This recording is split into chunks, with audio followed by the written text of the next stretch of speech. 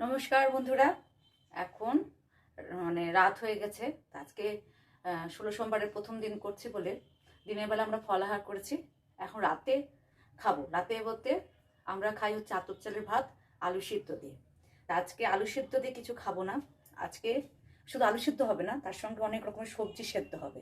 এর মধ্যে আছে আলু, মিষ্টি কুমড়া, গাজর, সিম, মটরশুঁটি, এর সব সবজিগুলো দিয়ে।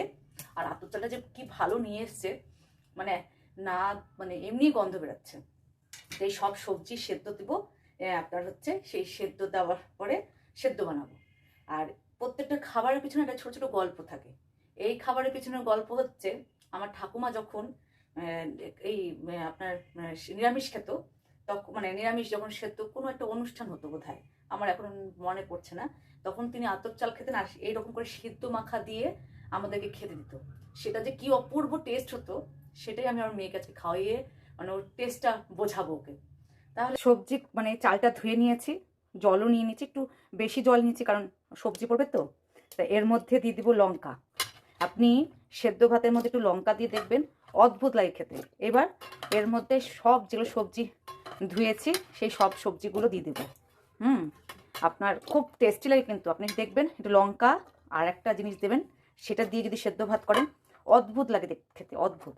সেটা হচ্ছে, আজকে তো আমরা নুন খাবো না, আমরা সন্দক নুন খাই।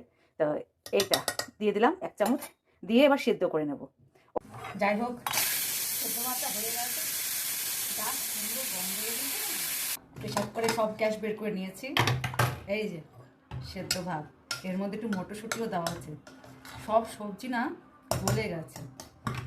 আপনার আমি এইভাবে না করে নিই, তাহলে আলাদা করে সিদ্ধটা মাখাতে হবে না। আর এটা এইভাবে করে নিলে না বেশ মেল্ট হয়ে যাবে, গোটা গোটা সবজি থাকবে না, আর ভালো লাগবে খেতে।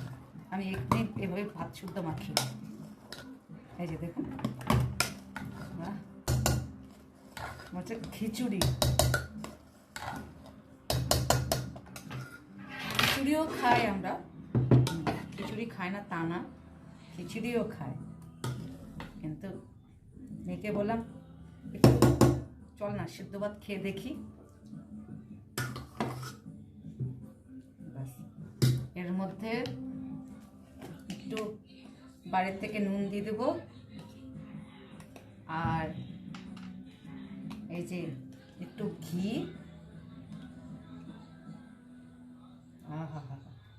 একটু বেশি করে ঘি নেব, ব্যাস। গরম গরম ভাতে এই যে এরকম করে সেদ্ধ ভাত, কার কার পছন্দ।